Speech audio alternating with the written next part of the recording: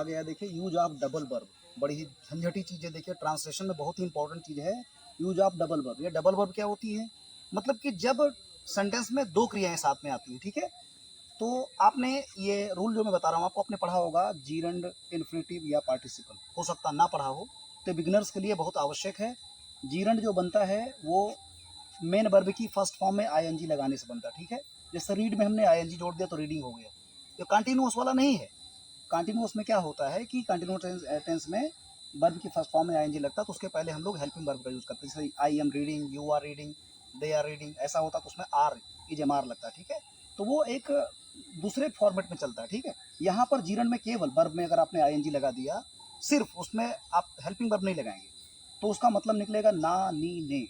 जब हिंदी सेंटेंस में कहीं पर भी ना, नी, ने लगता है या उसका अर्थ निकलता है, तो हम जो है वर्ब की फर्स्ट फॉर्म में आईएनजी लगाते हैं, ठीक है। रीड में आईएनजी लगाया तो रीडिंग हो गया, गो में आईएनजी लगाया तो गोइंग, राइट। इस तरह से बहुत सारी वर्ब जितनी है उसमें अगर फर्स्ट फॉर्म में आईएनजी लगाते हैं तो उसमें हम ये जीरंड का प्रयोग कर लेते हैं। ये काम क्या करते हैं जीरंड, देखिए ये सेंटेंस में आते हैं तो ये कर्ता का काम करते हैं, नाउन का काम करते हैं, ठीक है। और देखिए कैसे है, पहले समझ लेते हैं। मैं पढ़ना चाहता हूँ, सेंटेंस समझेंगे तो आपको ज़्यादा समझ में आएगा। मैं पढ़ना चाहता हूँ, अब देखिए पढ़ना चाहता हूँ, तो सेंटेंस कैसे बनाएंगे, पहले बनाते हैं हम लोग सब्जेक्ट, मैं आपको बताता हूँ। सब्जेक्ट होता है, उसके बाद वर्ब होती है, ठीक है, वर्ब, इसके बाद में ऑब्जेक्ट हमारा होता है, ठीक है, ऑब्जेक्ट होता है। देखिए तो सब्जेक्ट हमारा है मैं, तो हम लिखेंगे आई। अब जब टेंस बनाएंगे आप तो एक्शन वर्ब लिखेंगे, तो कौन सी वर्ब लिखेंगे, डबल वर्ब है, यही तो प्रॉब्लम है। दो वर्ब है, पढ़ना चाहता हूँ तो पहले पढ़ना लिखेंगे कि चाहता है लिखेंगे। तो जो क्रिया, जो वर्ब सब्जेक्ट के साथ में आकर के टेंस का निर्माण करती है वो उसे हम लोग बोलते हैं मेन वर्ब या फाइनाइट वर्ब, ठीक है, उसे मेन वर्ब या फाइनाइट वर्ब बोलते हैं। और जो क्रिया टेंस नहीं बनाती है, एक फॉर्मेलिटी के लिए आती है, वो होती है non finite verb. Non finite verb मतलब कि वो मुख्य क्रिया नहीं होती है। तो मुख्य क्रिया कौन सी तीन नहीं होती है, तीन ही होती है, एक जीरंड, एक इन्फिनेटिव और एक पार्टिसिपल। ये तीनों बहुत ही इंपॉर्टेंट है, इनको बिना समझे हुए हम सेंटेंस ढंग से बना नहीं सकते हैं। और अगर समझ गए तो सेंटेंस बनाना बहुत ही मज़ेदार हो जाएगा, आसान हो जाएगा, ट्रांसलेशन आप बड़ी स्मूथली कर लेंगे, ठीक है। तो आज हम इन्हीं पर फोकस करेंगे, पार्टिसिपल नहीं समझाएंगे, तो जीरंड और इन्फिनेटिव समझ लेते हैं कि जीरंड इन्फिनेटिव का यूज कहाँ होता है। इसी दशा में होता है जब डबल वर्ब आती है, कैसे, मैं पढ़ना चाहता हूँ, ठीक है। तो अब सब्जेक्ट हमारा मैं है, अब इसकी मुख्य क्रिया क्या है, सब्जेक्ट का मेन जो है लिंक किस क्रिया से, जो क्रिया टेंस बनाती है। तो चाहता हूँ, देखिए अब यहाँ लास्ट में देखते हैं ना, चाहता हूँ मुख्य क्रिया आपको लास्ट में ही मिलेगी, ठीक है। पढ़ना जिसमें ना लगा, ना, खाना देखिए लिखा है, ठीक है, खेलना, तो ये क्या होगी, ना, नी, ने। ये जीरंड से बनेगा या इन्फिनेटिव से बनेगा, अब बोलेंगे क्या है। तो मेन वर्ब में आईएनजी लगा देंगे तो जीरंड हो जाएगा, और मेन वर्ब के ठीक पहले, मुख्य क्रिया के ठीक पहले टू का यूज कर लेंगे। जैसे यहाँ पर रीड में आईएनजी लगाया तो रीडिंग हो गया, जीरंड हो गया। गो में आईएनजी लगाया, गोइंग हो गया तो जीरंड बन गया।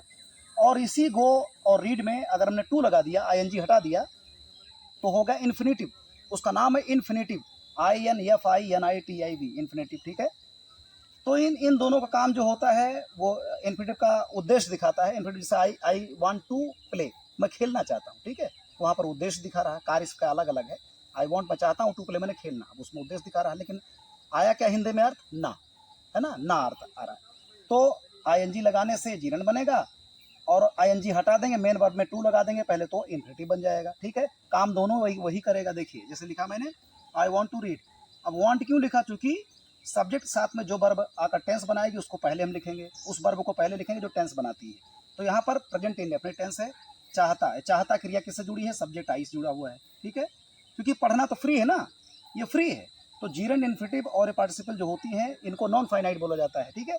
ये फ्री होती हैं, ये मुख्य क्रिया नहीं बनती हैं। मुख्य क्रिया हमारी जो है वो मेन यही जो आप फॉर्मेट देख रहे हैं यही बनता है, ये मुख्य क्रिया बिल्कुल नहीं बनती है, ठीक है। ये फ्री होती है, नॉन फाइनाइट है, फाइनाइट नहीं, मुख्य क्रिया नहीं है, मतलब गैर क्रियाएं हैं। इनका काम जो है देखिए, कहीं ना होगा, कहीं करके होगा, कहीं हुए होगा। अब करके और हुए है तो पार्टिसिपल बनता है, वो हम अलग पढ़ेंगे। लेकिन आज पढ़ना चाहते हैं ना, नी, ने के ऊपर, मैं पढ़ना चाहता हूँ, तो आई और वांट, अब ये बन गया सेंटेंस हमारा। क्योंकि दुनिया का सबसे छोटा सेंटेंस यही होता है, सब्जेक्ट और वर्ब से मिलकर जो बनता, दो ही वर्ड होने चाहिए, सब्जेक्ट और एक वर्ब, बस हो गया हमारा सेंटेंस। बड़ा सेंटेंस तो बहुत सारा बनता है, उसमें बहुत सारे तत्व हैं, एलिमेंट्स हैं, लेकिन छोटा सेंटेंस बनेगा सब्जेक्ट और उसकी वर्ब हो जाए। तो देखिए बड़ा अच्छा उदाहरण है, आई वांट, अब वो चाहता है तो ही वांट्स, ठीक है, क्योंकि ही सी टी नाम के साथ में यस या यस लगेगा, आपको मालूम है। तो ये प्रेजेंट इंडेफिनिट का एक उदाहरण था, आई वांट, मैं चाहता हूँ। अब क्या करना चाहता हूँ, पढ़ना, तो पढ़ना के लिए क्या होगा, टू रीड, आप ऐसा लिखेंगे। ना जो लग रहा है ना, उसके लिए आप जो है मेन वर्ब जो पढ़ना, आपकी मेन वर्ब हिंदी में रीड, इंग्लिश में रीड हम लिखते हैं, उसके पहले टू लगा दीजिए। आई वॉन्ट टू रीड, ठीक है, मैं पढ़ना चाहता हूँ। आई वॉन्ट टू प्ले, मैं खेलना चाहता हूँ। आई वॉन्ट टू स्लीप, मैं सोना चाहता हूँ, ठीक है। आई वॉन्ट टू गो, मैं जाना चाहता हूँ। आई वॉन्ट टू कम, मैं आना चाहता हूँ। तो इस तरह से आप दो वर्ब का यूज कर सकते हैं, जिसमें एक वर्ब आपकी जो है मुख्य क्रिया फाइनाइट है, जो टेंस बना रही है चाहता हूँ। आई वॉन्ट, मैं चाहता हूँ, ये आपको मेन सेंटेंस आपका है। तो आई सब्जेक्ट हो गया और मेन वर्ब आपकी हो गई फाइनाइट वर्ब वॉन्ट। अब जो बची पढ़ना, वो फ्री है, उसका कोई मतलब नहीं। क्यों? क्योंकि अभी देखिए मैं पढ़ना चाहता था, तो पढ़ना चाहता था, अब देखिए टेंस बदल गई। यहाँ पर टेंस पढ़ना चाहता हूँ है, वॉन्ट लगा है। पढ़ना चाहता था तो वॉन्टेड, यानी मुख्य क्रिया हमारी बदलती रहती है, वो टेंस के अनुसार और सब्जेक्ट के नंबर के अनुसार बदलती रहती है। लेकिन जो पढ़ना है ये फ्री जो है, नॉन फाइनाइट, ये जो है कभी बदलती नहीं, सेम रहती है। मैं पढ़ना चाहता हूँ, पढ़ना चाहता था, मैं पढ़ना चाहूँगा। अब पढ़ना पढ़ना पढ़ना देखिए ये बदल नहीं रही है। क्या बदल रहा है? मेन वर्ब हमारी पढ़ना चाहता हूँ, चाहता था, चाहूँगा। तो ये जो नहीं बदलती ना, फ्री होती है, इसी को हम लोग बोलते हैं नॉन फाइनाइट वर्ब। तो तीन होती हैं, जीरंड, इन्फिनिटिव और पार्टिसिपल। इसका तीनों अलग अलग यूज है। अब जीरंड मेन वर्ब में आईएनजी लगाने से बनता है, ठीक है, मतलब होता है ना, नी, ने, जैसे यहाँ पढ़ना। इन्फिनिटिव कब बनेगा? जब मेन वर्ब में आईएनजी नहीं लगाएंगे, उसके पहले टू लगा देंगे, आईएनजी हटा देंगे। देखिए मैंने दोनों लिख लिया है, आई वांट टू रीड या आई वांट और आगे रीडिंग। आई वांट रीडिंग, मैं पढ़ना चाहता हूँ। आई वांट टू रीड, तो चाहे रीडिंग लिखिए चाहे टू रीड लिखिए, दोनों का मतलब एक होगा। हाँ, कुछ रूल हैं इसमें, जिनमें इन्फिनिटिव का यूज होता है वर्ब में, और कुछ रूल हैं जिनमें हम लोग जीरंड का प्रयोग करते हैं। वो मैं आपको एक कैटेगरी बता दूंगा, लेकिन आज फिलहाल समझने के लिए कि इन दोनों का प्रयोग करेंगे तब ना आएगा, ऐसा निकल सकता है, ठीक है। अब तुम खाना चाहते हो, तो यू, तुम, अब चाहते हो, यू के अनुसार क्या होगा? प्रेजेंट इंडेफिनिट में यू वांट, यस तो लगेगा ना, यू वांट्स। तो यू वांट अभी हो गया सब्जेक्ट और उसकी वर्ब आ गई, सब्जेक्ट और मुख्य क्रिया हमने लिख दिया, यू वांट। अब बाकी ये खाना जो है फ्री हो गई, ये नॉन फाइनाइट है। तो इसको दो तरीके से बना सकते हैं। मेन वर्ब जो ईट है, ईट माने खाना, उसके पहले टू लगा देंगे, इन्फिनिटिव, तो हो जाएगा टू ईट, ठीक है। ये हो गया इन्फिनिटिव, इसको बोलेंगे इन्फिनिटिव। ये इन्फिनिटिव नाम है, ऐसा कोई मतलब नहीं होता है। मेन वर्ब से, मेन वर्ब की फर्स्ट फॉर्म के पहले टू लगाने से बनता है, ठीक है।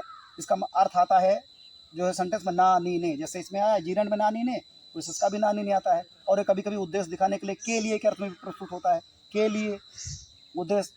आई went Agra to see Taj, to see the Taj, मैं आगरा गया, टू सी मैंने देखने के लिए, वो उद्देश्य दिखा रहा है, तो भी उसमें ने लगा ना, देखने के लिए। नानी ने भी आया तो उसमें भी आया। तो यू वांट टू ईट, अब यू सब्जेक्ट हो गया, मेन वर्ब हमारी हो गई वांट, ठीक है। तो वो हो गई हमारी फाइनाइट वर्ब वांट हो गई, क्योंकि जो क्रिया, ठीक है, जो क्रिया सब्जेक्ट के साथ मिलकर के टेंस का निर्माण करती है वही होती है मुख्य क्रिया। तो मुख्य क्रिया हमारी वांट है, चाहना, खाना नहीं है, ठीक है, ध्यान देना है। खाना फ्री है, अब खाना लास्ट में लगा देंगे। जो फ्री है नॉन फाइनाइट, उसको लास्ट में लगा देंगे। पहले सब्जेक्ट लगाएंगे, फिर हमारी फाइनाइट वर्ब होगी मुख्य क्रिया यू वांट, उसके बाद फ्री वाली क्रिया लगाएंगे non finite, you want to eat, तुम खाना चाहते हो। तुम चलना चाहते हो, यू वांट टू गो। टहलना चाहते हो, यू वांट टू वॉक, ठीक है। तुम सोना चाहते हो, यू वांट टू स्लीप। आप टेंस बदल सकते हैं, आप पास्ट टेंस में भी इसको कर सकते हैं। यू वांटेड, तुम चाहते थे, यू वांटेड टू ईट, तुम खाना चाहते थे। तो टेंस तुम्हारा बदलता रहेगा, मुख्य क्रिया हमारी बदलती रहेगी टेंस के अनुसार, लेकिन जो नॉन फाइनाइट हमारी है जीरंड और इन्फिनिटिव, वो सेम रह जाएगा। अब तुम खाना चाहोगे तो you will want to eat हो जाएगा, विल वांट टू ईट। अब देखिए यहाँ पर फ्यूचर में भी हमारी मुख्य क्रिया चली गई, ठीक है, लेकिन टू ईट वैसे ही रह गया। तो इसे हम इस तरह से लिखते हैं, ठीक है, यू वांट टू ईट या यू वांट ईटिंग। चाहे मेन वर्ब से पहले टू लगा दीजिए इन्फिनिटिव बना करके, तो भी हमारा जो है ना वाला सेंस आ जाएगा, या मुख्य क्रिया के अंत में आईएनजी लगा दीजिए टू हटा करके, तो भी वही सेंस आ जाएगा। तो आप दोनों तरीके से लिख सकते हैं, यू वांट टू ईट या यू वांट ईटिंग, फिलहाल, ठीक है, दोनों हो सकता है। अब कुछ क्रियाएं हैं जिसमें हम जो है कहीं कहीं पर टू का ही यूज करते हैं, आईएनजी नहीं लगाते, मतलब कि वो जीरंड में ही आएंगे, आईएनजी में ही आएंगे, वो टू में नहीं आएंगे। उनको आप टू, उनके पहले टू नहीं लगा सकते मेन वर्ब पहले। और कुछ ऐसी वर्ब हैं जिनके अंत में आईएनजी लगाते हैं, जीरंड से बनाते हैं, उनमें हम इन्फिनिटिव का प्रयोग नहीं करते हैं। वो उसका सारणी दी गई है, तुरंत इसके बाद में बनाता हूँ, ठीक है। डबल वर्ब वाला फर्स्ट पार्ट है, और डबल वर्ब का एक सेकंड पार्ट भी बनाऊंगा मैं, ठीक है, यूज ऑफ डबल वर्ब, ठीक, जिसमें हम जो है इन तीनों को डिटेल बनाएंगे। आज हम जीरंड और इन्फिनिटिव पर ही बात करेंगे, ठीक है। यू वांट टू ईट, मैं खाना चाहता हूँ। इसमें एक और ले सकता हूँ, देखिए, दे वांटेड टू प्ले। अब यहाँ पर हमने उद्देश्य भी दिखा दिया है, वे खेलना चाहते थे, दे सब्जेक्ट हो गया। अब उसकी फाइनाइट वर्ब क्या है? चाहते थे, वो चाहते थे, सेकंड फॉर्म दे वांटेड। अब क्या करना? खेलना, देखिए खेलना, फिर ना आ गया। इसको किसी टेंस से मतलब नहीं है, फ्री है। मेन टेंस हमारा ये है जो टेंस बना रहा है, ये ये मेन वर्ब हमारी ये वर्ब फ्री है खेलना। तो दे वांटेड टू प्ले, वो खेलना चाहते थे। वो क्या चाहते थे? खेलना। They wanted to play. और दूसरा लिख सकते हैं दे वांटेड प्लेइंग, वो खेलना चाहते थे। तो मेन वर्ब की फर्स्ट फॉर्म यानी फाइनाइट फॉर्म, जो हमारी फाइनाइट वर्ब होती है, मेन वर्ब की फर्स्ट फॉर्म, उसके पहले टू लगाने से क्या बनता है? इन्फिनेटिव। और मेन वर्ब की फर्स्ट फॉर्म में आईएनजी लगाने से क्या बनता है? जीरंड। ठीक है, दोनों का मतलब होता है ना, नी, ने। ठीक, ये नाउन का काम करते हैं। ठीक है, और एक नॉन फाइनाइट वर्ब का भी काम करते हैं। ठीक है, तो ये जीरंड और इन्फिनेटिव का यूज हो गया। अब एक उदाहरण हमने आपको बताया ही था, वो आगरा ताज देखने के लिए गया, तो ही वेंट आगरा, वो आगरा गया टू सी द ताज, ताज देखने के लिए। अब वहाँ टू सी लगा, टू और SWC, वो उद्देश्य दिखा रहा है। तो इस तरह से जीरंड और इन्फिनेटिव का ये प्रयोग है, डबल वर्ब का प्रयोग है। इसको जानना आपके लिए बेहद जरूरी है, इसमें बड़ा कंफ्यूजन बच्चों में होता है। ठीक, हमने देखा है। और अंत में एक छोटा सा उदाहरण पार्टिसिपल का देखते हैं, जिसमें करके और हुए आता है। जैसे आई सा स्नेक, मैंने एक सांप देखा, आई रैन अवे, मैं भाग गया। ठीक है, तो पार्टिसिपल जो होता है वो एडजेक्टिव और वर्ब दोनों का काम करता है, विशेषता भी बताता है। ठीक, नाउन के पहले आ जाएगा, विशेषता बताएगा, और वर्ब का भी काम करेगा। तो आई सा स्नेक, मैंने सांप देखा, आई रैन अवे, में भाग गया। अब दोनों सेंटेंस एक में करेंगे, तो जो कार्य पहले होगा उसकी फर्स्ट फॉर्म में आईएनजी लगाने से हम प्रेजेंट पार्टिसिपल का निर्माण करते हैं। पार्टिसिपल प्रेजेंट और पास्ट और परफेक्ट तीनों होता है, प्रेजेंट, पास्ट, परफेक्ट। हम केवल करके और हुई एक बता रहे हैं उदाहरण आपको, ये तीनों ही नॉन फाइनाइट है। तो अब ये पार्टिसिपल का प्रेजेंट का उदाहरण देंगे कि प्रेजेंट पार्टिसिपल कैसे बनता है। दोनों तरफ सेम सब्जेक्ट होना चाहिए, दो कार्य होना चाहिए, एक कर्ता होना चाहिए, एक से अधिक उसका कार्य होना चाहिए। तो आई सा स्नेक, मैंने एक सांप देखा, आई रन अवे, में भाग गया। अब सांप देखकर मैं भाग गया, एक सेंटेंस पूरा आपको जो है सिंपल सेंटेंस बनाना है। तो सीइंग, सा देखिए सेकंड फॉर्म है, इसकी फर्स्ट फॉर्म होगी SEE। अब सी में आईएनजी जोड़ेंगे, सीइंग अ स्नेक, एक सांप देख करके, एक सांप तो है नहीं, सांप देख करके कॉमा लगाया, आई रन अवे, दूसरा वाला पार्ट वैसे रहने दिया। एक कार्य खत्म हुआ, दूसरा हमारा, एक काम खत्म होने के बाद दूसरा हमारा जो चालू होता है, तो ये जो है इस तरह से बनता है। और पहला कारण होता है, दूसरा परिणाम जब होता है, तब प्रेजेंट पार्टिसिपल का हम निर्माण करते हैं। यानी सांप देखकर मैं भाग गया, तो कारण क्या था? सांप देखना, और परिणाम क्या हुआ? भागना। ठीक है, तो कारण परिणाम वाला दो सेंटेंस होता है, पहला कारण होता है, दूसरा परिणाम होता है। तो कारण वाले सेंटेंस की जो फाइनाइट वर्ब होती है, उसकी फर्स्ट फॉर्म में आईएनजी लगाते हैं और आगे जोड़ देते हैं। पहला वाला जो ये सब्जेक्ट होता है, इसका विलोप हो जाता है, इसको काट देते हैं, दूसरे वाले को रहने देते हैं। Seeing a snake, comma, I run away, मैं भाग गया। तो इसका मतलब निकलेगा सांप देखकर मैं भाग गया। अब देख करके या हुए जब आएगा तो पार्टिसिपल का निर्माण होगा। इसमें ना, नी, ने था, तो आपने देखा इस तरह से बना। अब करके और हुए आएगा तो पार्टिसिपल बनेगा। पार्टिसिपल तीन होता है, प्रेजेंट, पास्ट और परफेक्ट। मैं अगले वीडियो में बताऊंगा जीरंड इन्फिनेटिव के साथ में, तीनों को एक साथ में डिस्कशन करूंगा इसमें। लेकिन अभी मौके पर जो था डबल हमारी ये थी। ठीक है, तो इस तरह से आप बनाइए जैसा इसमें समझाया गया। मुझे उम्मीद है कि आपको ये समझ में अच्छी तरह से आ गया होगा और आपको बोलने में भी आसानी लगेगी। अगर आप बोलना चाहेंगे तो आप समझ जाएंगे पहले मुझे क्या करना है, दूसरा मुझे क्या करना है, और ट्रांसलेशन में आपको ज़्यादा मदद मिलेगी। Thank you so much for watching this video.